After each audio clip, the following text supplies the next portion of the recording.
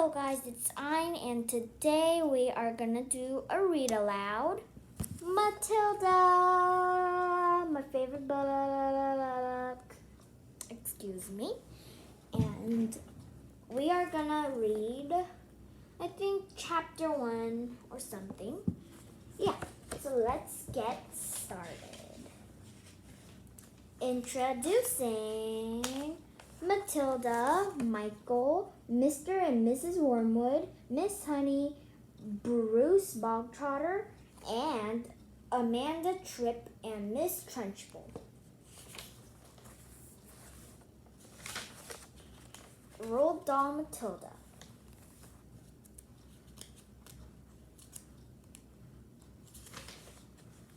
For Michael and Lucy. Contents.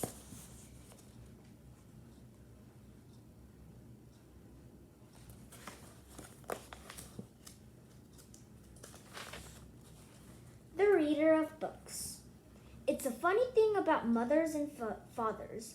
Even when their own child is the most disgusting little blister you could ever imagine, they still think that he or she is wonderful. Some parents go further. They become so blinded by adoration, they manage to convince themselves their child has qualities of genius. Well, there is nothing very wrong with all this. It's the way of the world. It is only when the parents begin telling us about the brilliance of their own revolting offspring that we start shouting, bring us a basin. We're going to be sick. A little doodle. Well, not doodle, but like detailed doodle, I guess. School teachers suffer a good deal from having to listen to this sort of twaddle from proud parents, but they usually get their own back when the time comes to write the end of term reports. If I were a teacher, I could cook up some real scorchers for the children of doting parents. Your son Maximilian, I would write, is a total washout. I hope you have a family business you can push him into when he leaves school, because he sure as heck won't get a job anywhere else. Or if I were feeling lyrical that day, I might write, it is a curious truth that grasshoppers have their hearing organs in the side of the abdomen. Your daughter Vanessa, judging by what she's learnt this term, has no hearing organs at all. I might even delve deeper into natural history and say the pterodactyl cicada spends 6 years as a grub underground and no more than 6 days as a free creature of sunlight and air. Your son Wilfred has spent 6 years as a grub in this school, and we are still waiting for him to emerge from the chrysalis. A particularly poisonous little girl might sting me into saying Fiona has the same glacial beauty as an iceberg. But unlike the iceberg, she has absolutely nothing else below the surface. I think I might enjoy writing end-of-term reports for the stickers in my class. But enough of that, we have to get on. Little drawing up here. Occasionally, one comes across parents who take the opposite line, who show no interest at all in their children, and these, of course, are far worse than the doting ones. Mr. and Mrs. Wormwood were two such parents. They had a son called Michael and a daughter called Matilda, and the parents looked upon Matilda in particular as nothing more than a scab. A scab is something you have to put up with until the time comes when you pick it off and flick it away. Mr. and Mrs. Wormwood looked forward enormously to the time when they could pick their little daughter off and flick her away, preferably into the next country or even further than that. It is bad enough when parents treat ordinary children as though they were scabs and bunions, but it becomes somehow a lot worse than the child in question is extraordinary, and by that I mean sensitive and brilliant. Matilda was both of these things, but above all she was brilliant. Her mind was so nimble and was so quick to learn that her ability would have been obvious even to the most half-witted of parents. But Mr. and Mrs. Wormwood were both so gormless and so wrapped up in their own silly lives that they failed to notice anything unusual about their daughter. To tell the truth, I doubt that they have noticed had she crawled into the house with a broken leg.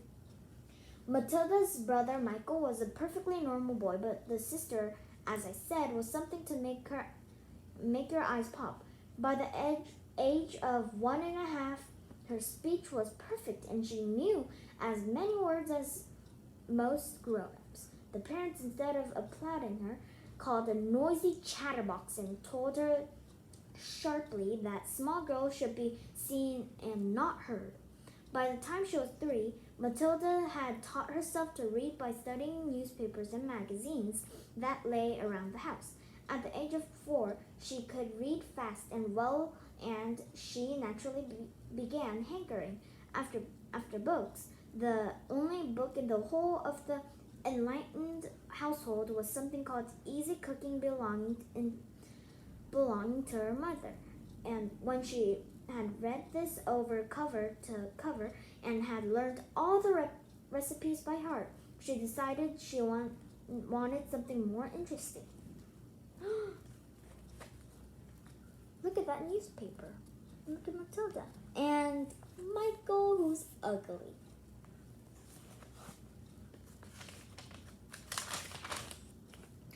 Daddy, she said, do you think you could buy me a book? A book? He said. What you want a flaming book for? To read, Daddy. What's wrong with the telly, for heaven's sake? We've got a lovely telly with a 12-inch screen, and now you come asking for a book? You're getting spoiled, my girl. Nearly every weekday afternoon, Matilda was left alone in the house. Her brother, 5 years older than her, went to school. Her father went to work, and her mother went out playing bingo in a town 8 miles away. Mrs. Wormwood was hooked on bingo and played it 5 afternoons a week. On the afternoons of the day when her father had refused to buy a book, Matilda set out all by herself to walk to the public library in the village. When she arrived, she introduced herself to the librarian, Mrs. Phelps. She asked if she might sit a while and read a book. Mrs. Phelps, slightly taken aback at the arrival of such a tiny girl, unaccompanied by a parent, nevertheless told her she was very welcome. Where are the children's books, please? Matilda asked.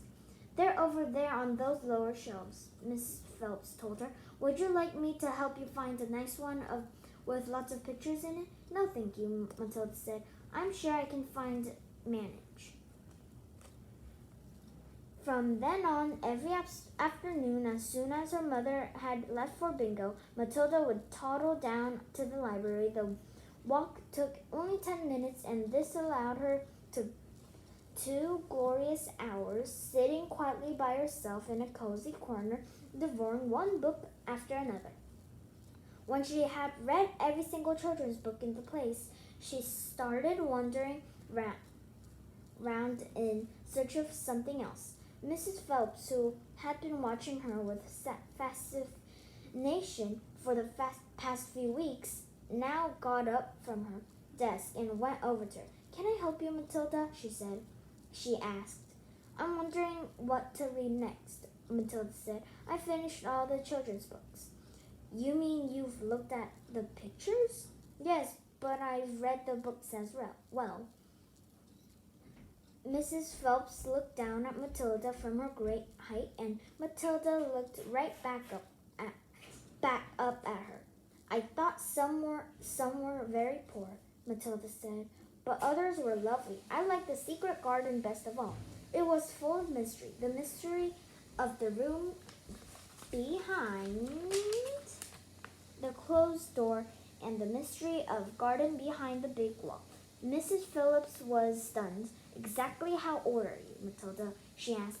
4 years and 3 months, Matilda said. Mrs. Phelps was no more stunned than ever, but she had the sense not to show it. What sort of a book would you like to read next? She asked. Matilda said, I would like a really good one that grown-ups read. A famous one. I don't know any names. Mrs. Phelps looked along the shelves, taking her time. She didn't quite know what to bring out. How, she asked herself, does one choose a famous grown-up book for a 4-year-old girl? Her first thought was to pick a young teenager's romance of the kind that is written for 15-year-old schoolgirls. But for some reason, she found herself instinctively walking past that particular shelf. Try this, she said at last. It's very famous and very good. If it's too long for you, just let me know and I'll find something shorter and a bit easier. Great Expectations. Matilda, read by Charles Dickens.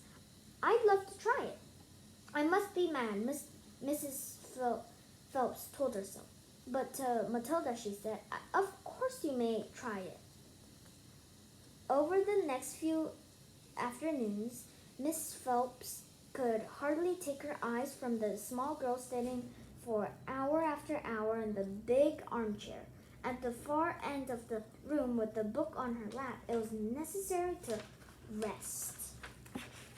Thank you for watching. That's it for the book. And I hope you enjoyed it. And I'll read next time. Bye-bye.